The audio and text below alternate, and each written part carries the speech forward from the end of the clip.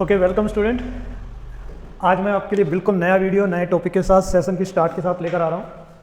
हमारा आज का जो टॉपिक रहेगा वो है इलेक्ट्रोस्टैट, और इलेक्ट्रोस्टैट के बारे में बहुत बेसिक कुछ बातें आपको बता रहा हूँ। इलेक्ट्रोस्टैट आपके सामने स्क्रीन पर लिखा हुआ है। इलेक्ट्रोस्टैट बेसिकली दो वर्ड से मिलकर बना है, इलेक्ट्रो प्लस स्टैटिक्स। अब इलेक्ट्रोस्टैटिक्स, इलेक्ट्रो का मतलब होता है चार्ज और स्टैटिक का मतलब होता है रेस्ट। तो इलेक्ट्रोस्टैटिक हो गया branch of physics deals with charges at rest. तो इलेक्ट्रोस्टैटिक फिजिक्स का हमारा वो ब्रांच है जो ऐसे चार्जेस से डील करता है जो रेस्ट पर होते हैं, चार्जेस एट रेस्ट। तो अब हमारा नया क्वेश्चन यहाँ पर बन जाता है, what do mean by the word charge. Charge का मतलब क्या होता है, हम चार्ज को कैसे डिफाइन करते हैं। तो आज की हमारी पहली डेफिनेशन रहेगी, what is charge. Charge is basically a property, charge is basically a property which arises due to transfer of electron, which arises due to transfer of electron, जो बेटा ट्रांसफर ऑफ इलेक्ट्रॉन से आती है, transfer of electron, and creates electric and magnetic effect, creates electric and magnetic effect. ये आपको ध्यान देना है कि चार्ज क्या होता है। चार्ज ना बेसिकली एक ऐसी चीज होती है जो इलेक्ट्रॉन के ट्रांसफर की वजह से होती है और इलेक्ट्रिक और मैग्नेटिक इफेक्ट पैदा करती है, इसको हम चार्ज कहते हैं। अब क्वेश्चन यहां पर यह आता है बेटा कि चार्ज अराइज कैसे करता है, चार्ज इलेक्ट्रॉन के ट्रांसफर की वजह से क्यों आता है। तो आप सब जानते हो कि हमारे पास एटम होता है, एटम के सेंट्रल पार्ट में न्यूक्लियस होता है, न्यूक्लियस के अंदर प्रोटॉन होते हैं, प्रोटॉन टाइटली बाउंड होते हैं, जबकि इलेक्ट्रॉन इसके चारों तरफ ऑर्बिट में रिवॉल्व कर रहे होते हैं और इनको फ्री करना आसान होता है, they are easy to free.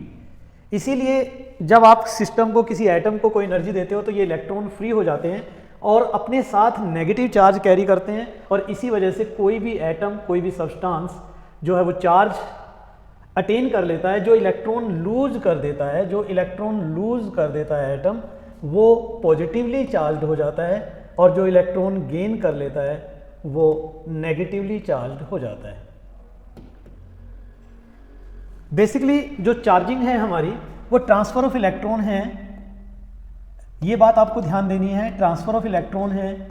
जब कोई बॉडी पॉजिटिवली चार्ज्ड होती है तो उसके पास इलेक्ट्रॉन की डेफिशिएंसी हो जाती है, डेफिशिएंसी ऑफ इलेक्ट्रॉन हो जाता है, क्योंकि इनिशियली तो atom as a whole neutral होता है, और जो बॉडी नेगेटिवली चार्ज होती है उसके पास एक्सेस ऑफ इलेक्ट्रॉन हो जाता है। इसी वजह से ऐसा होता है, एक्सेस ऑफ इलेक्ट्रॉन हो जाता है। आप सबको यहाँ तक सारी बातें क्लियर हो गई होंगी कि भाई कैसे चार्जिंग होती है, कहाँ से होती है, किस तरीके से होती है, ये सारी बातें आप लोग कैरी करेंगे।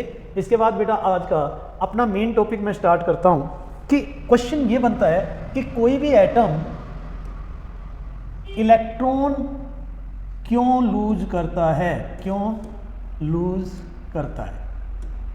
बेटा ये हमारा क्वेश्चन है, इलेक्ट्रॉन क्यों लूज करता है। तो क्या आंसर है, एनर्जी। जब आप किसी एटम को एनर्जी देते हो तो वो इलेक्ट्रॉन लूज करता है। अब ये एनर्जी नाम की चीज क्या है, कितनी एनर्जी हमें उसे देनी चाहिए, तो इसके लिए हमारे पास एक वर्ड आता है work function. What is work function. Work function क्या है, वर्क फंक्शन वो मिनिमम अमाउंट ऑफ एनर्जी होती है बेटा। वर्क फंक्शन क्या होती है, मिनिमम अमाउंट ऑफ एनर्जी होती है जो इलेक्ट्रॉन को रिलीज करने के लिए चाहिए। Minimum amount of energy required to release an electron from a metal, from metal. एक मेटल से, एक सब्सटेंस से जब आप कोई इलेक्ट्रॉन निकालते हो तो उसे एनर्जी देते हो, और वो जो एनर्जी आपको एटम को सप्लाई करनी होती है, जब वो एनर्जी आप उसे देते हो तो इलेक्ट्रॉन लूज करता है। अच्छा एक बात समझो, हमारे वहाँ मान लो ये दो सब्सटेंस हैं, ये एक सब्सटेंस ए है, ये दूसरा सब्सटेंस बी है। अब मुझे बताना, दोनों ना अलग अलग है, डिफरेंट मेटल्स हैं, तो क्या दोनों का वर्क फंक्शन अलग अलग होगा। इसका वर्क फंक्शन WA है, इसका वर्क फंक्शन WB है, तो क्या दोनों का वर्क फंक्शन एक जैसा होगा या अलग अलग होगा। तो आंसर है अलग अलग होगा। मान लो मैं ये कहता हूँ कि A का वर्क फंक्शन B से ज़्यादा है और मैं दोनों को सेम एनर्जी दे रहा हूँ। बेटा क्या दे रहा हूँ, सेम एनर्जी दे रहा हूँ, तो किस सब्सटेंस से इलेक्ट्रॉन रिलीज करना आसान होगा, किससे, सोचिए। तो आंसर है जिसका वर्क फंक्शन कम होगा, यानी कि B. B will release electron earlier, electron earlier, तो बी पहले इलेक्ट्रॉन रिलीज कर देगा। तो बी इलेक्ट्रॉन रिलीज कर देगा तो बेटा उस पर कौन सा चार्ज हो जाएगा, वो इलेक्ट्रॉन छोड़ देगा। तो सीधी बात है कि उसके पास इलेक्ट्रॉन की कमी हो गई, इलेक्ट्रॉन की कमी हो गई तो उस पर पॉजिटिव का मतलब पॉजिटिव आयन बढ़ गए तो उस पर पॉजिटिव चार्ज डेवलप हो जाएगा। तो कुल मिलाकर मेथड्स ऑफ चार्जिंग या कॉज ऑफ चार्जिंग अगर कोई आपसे पूछे, कॉज ऑफ चार्जिंग की बात कोई आपसे पूछे तो आंसर है transfer of electron, transfer of electron. अब बेटा ये वर्ड मैंने आपको एक्सप्लेन कर दिया कॉज ऑफ चार्जिंग के बारे में। तो अब एक बहुत इंपॉर्टेंट क्वेश्चन आता है, ये कॉन्सेप्ट हमें समझ में कहाँ से आया, इसकी हिस्ट्री के बारे में बात करते हैं। अब इसकी हिस्ट्री पहले आपको बता दूं तब इससे आगे चलूंगा मैं। इसकी हिस्ट्री की बात कर लेते हैं। तो इसके बारे में कैसे पता लगा, समय बहुत पुराना है, बहुत पुराने समय की बात करते हैं। तो लोगों के पास एक बेसिकली एक इंसान थे, नाम था उनका थैलस ऑफ मिलेटस, ग्रीस की ये बात है। उनके पास एक एम्बर रोड था, इस एम्बर रोड को उन्होंने फर के साथ रब किया और उन्होंने देखा कि इन दोनों के ऊपर ना कुछ चार्ज, कोई एक प्रॉपर्टी डेवलप हो गई बेटा। इन्होंने ना वहाँ कुछ सूखे पत्ते पड़े थे, पेड़ों के पत्ते पड़े थे, उन पेड़ों के पत्तों में एक डिफ्लेक्शन पैदा कर दिया। क्या पैदा कर दिया, एक डिफ्लेक्शन पैदा कर दिया।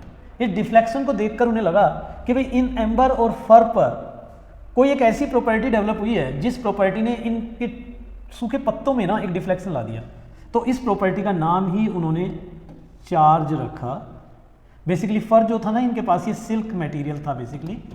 तो उन्होंने एम्बर पर जो चार्ज डेवलप हुआ, एम्बर पर जो चार्ज डेवलप हुआ और सिल्क पर जो चार्ज डेवलप हुआ, उनके नेमिंग किए। एम्बर पर जो चार्ज रहा उसको उन्होंने रेजिनस बोला और सिल्क पर जो चार्ज डेवलप हुआ उसे उन्होंने विट्रस बोला।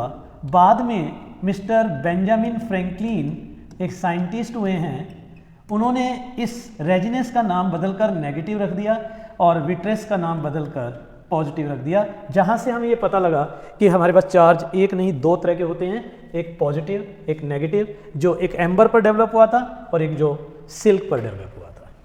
अब ऐसे आपने बहुत सारी चीज़ें पढ़ी होंगी बेटा, बहुत सारी चीज़ों के बारे में आपको पता चला होगा, आपने सुना भी होगा, आप पढ़ते हो कॉम्ब को हम रब करते हैं हेयर के साथ तो कॉम्ब पर एक चार्ज डेवलप हो जाता है। ग्लास रोड ले लो, उसके साथ एक हो जाता है। अब आप कहोगे सर हमें कैसे पता लगेगा किस चीज़ पर कौन सा चार्ज डेवलप होता है? तो मैं ना आपको एक सीरीज बोर्ड पर लिख कर दे रहा हूँ, आप इस सीरीज से थोड़ा सा याद करने की कोशिश कीजिएगा कि कौन सी चीज़ पर कौन सा चार्ज डेवलप हो सकता है। Fur, glass, hair, fur, glass, hair, wool, silk, wood, amber, wood, amber, ebonite. ये जो सीरीज है, आप इस सीरीज को याद करोगे तो डाउन द एलिमेंट, जो नीचे की तरफ एलिमेंट है इस पे नेगेटिव चार्ज डेवलप होगा और जो ऊपर वाली एलिमेंट है वो पॉजिटिव चार्ज डेवलप होगा। मतलब मेरा कहने का मतलब ये है कि बेटा मान लो इस सीरीज में आपने दो मटेरियल ले लिए, एक सिल्क ले लिया और एक ग्लास ले लिया, सिल्क ले लिया और ग्लास ले लिया, दोनों को आपस में रब किया। तो कोई आपसे पूछे ग्लास पे कौन सा चार्ज आएगा, तो ग्लास इस टेबल में पहले आ रहा है तो इसका मतलब ग्लास पर पॉजिटिव आएगा और सिल्क पर क्या आएगा, नेगेटिव। ऐसे अगर आप सिल्क के साथ बात करो, सिल्क को अगर मैं एम्बर के साथ रब करता हूं तो कुछ देर पहले भी मैंने आपको बताया तो एम्बर पे नेगेटिव आएगा और सिल्क पर पॉजिटिव आएगा। इस तरीके से आप बता सकते हो कि किस बॉडी पर कौन सा चार्ज डेवलप होगा। यहाँ से आप इसका अंदाजा भी लगा सकते हो कि कैसे किस बॉडी पर चार्ज डेवलप होता है। अच्छा, मैं आपसे एक बार दोबारा पूछ लेता हूँ, आप सबको ये ध्यान है ना कि भाई चार्ज कैसे डेवलप होता है? तो क्या आंसर था? Transfer of electron, transfer of electron. Electron जब ट्रांसफर होता है तब चार्ज होता है। एक लास्ट क्वेश्चन आज के लिए आपसे पूछ रहा हूँ, आप मुझे ये बताएं बेटा, सोचिए सभी कि जब चार्ज ट्रांसफर हो रहा होता है तो क्या मास पर भी कोई इफेक्ट होता है? Is charging affect the mass? Is charging affect the mass? Yes, think about it. तो आंसर है यस, यस। अच्छा, एक बात तो बिल्कुल क्लियर है, जब बॉडी ए को बॉडी बी के साथ आप रब करते हो तो एक बॉडी से दूसरी बॉडी पर इलेक्ट्रॉन जाता है। अब मैं आपसे पूछूं कि कौन सी बॉडी से किस बॉडी की तरफ जाता है, तो ये बॉडी मान लो लो वर्क फंक्शन बॉडी है, तो लो वर्क फंक्शन बॉडी है तो इससे हाई वर्क फंक्शन बॉडी की तरफ क्या जाता है, इलेक्ट्रॉन जाता है, हाई वर्क फंक्शन बॉडी की तरफ इलेक्ट्रॉन जाता है। तो बेटा इलेक्ट्रॉन का मास होता है, electron have a mass, I hope आप सबको पता है electron have a mass, electron का मास होता है, कितना होता है इलेक्ट्रॉन का मास, 9.1 इंटू 10 की पावर -31 kg। तो आप समझिए ना बेटा कि जब कोई बॉडी इलेक्ट्रॉन फेंकेगी, मान लो इसने इलेक्ट्रॉन फेंक दिया तो इसके बाद इलेक्ट्रॉन कम हो गया, एक फेंका तो एक इलेक्ट्रॉन कम हो गया, दो फेंके तो दो इलेक्ट्रॉन कम हो गए, इसने ले लिया तो इस पे बढ़ गए, बी पर बढ़ गए, ए पर कम हो गया, तो इसका मतलब ए का मास कम हो गया। तो इट मीन्स बहुत सिंपल बात है, body losing electron become lighter, body gaining electron become heavier. तो कंक्लूजन ये कह सकता हूं मैं आपके लिए कि जो पॉजिटिवली चार्ज बॉडी होती हैं, पॉजिटिवली चार्ज बॉडी वो हल्की हो जाती हैं, बिकम लाइटर, और नेगेटिवली चार्ज बॉडी हैवी हो जाती है। यहां तक आई थिंक आप सबको क्लियर हो गया होगा। कोई डाउट हो किसी को तो बोले, कोई क्वेश्चन आप पूछना चाहते हैं तो पूछ सकते हैं। एक छोटी सी कैलकुलेशन अगर आपसे पूछूं तो आप मुझे बताएंगे कि मान लीजिए एक बॉडी ए से, ये बॉडी ए है, ये बॉडी बी को 10 इलेक्ट्रॉन ट्रांसफर कर रही है, 10 इलेक्ट्रॉन ट्रांसफर कर रही है। आपसे 3-4 क्वेश्चन पूछता हूं। Number 1, question number 1, give the nature of the charge on A and B. आप सोच के रखिएगा सभी answer. Nature of charge on A and B. Number 2, how much charge will produced on each body?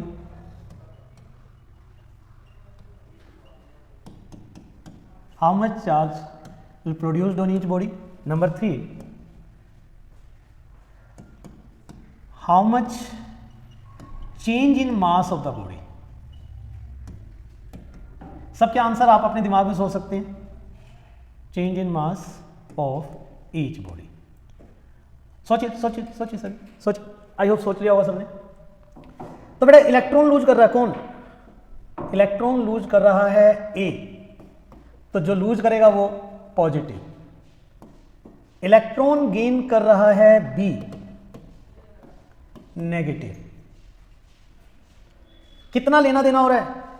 10 electron का। तो जो total charge develop होगा वो 10 इलेक्ट्रॉन के बराबर होगा, 10, और एक इलेक्ट्रॉन पे चार्ज होता है 1.6 इंटू 10 की पावर -19, तो वी कैन से 1.6 इंटू 10 की पावर -18 कूलाम दोनों बॉडी पर, ए पर प्लस का और बी पर नेगेटिव। यहां तक क्लियर? और अब चेंज इन मास सोचो, चेंज इन मास। भाई एक का मास बढ़ेगा, एक का मास घटेगा। सोचिए किसका मास बढ़ेगा, किसका बढ़ेगा? लूज कौन कर रहा है? ए, तो इसका मास घटेगा। गेन कौन कर रहा है? बी, तो इसका मास बढ़ेगा। तो चेंज इन मास कितना हो जाएगा? 10 इलेक्ट्रॉन जा रहे हैं, एक इलेक्ट्रॉन का मास है 9.1 इंटू 10 पावर -31 kg। तो इतना मास चेंज होगा, ए का इतना घट जाएगा और बी का इतना बढ़ जाएगा। आई होप यहां तक सबको क्लियर है। You can see the calculation everyone. एक क्वेश्चन आपके लिए homework at the end of this lecture. What is the total charge on 1 kg of electron? I will discuss this question in my next video. अगर आपको मेरा topic समझ में आया हो, आपको मेरी बातें समझ में आई हो, तो आप प्लीज़ मुझे एक लाइक भेजिएगा। आप मेरे चैनल को सब्सक्राइब कर सकते हैं, आप मेरे चैनल को कंटिन्यूसली देख सकते हैं। My channel name is Sanjay Jain जिक्स।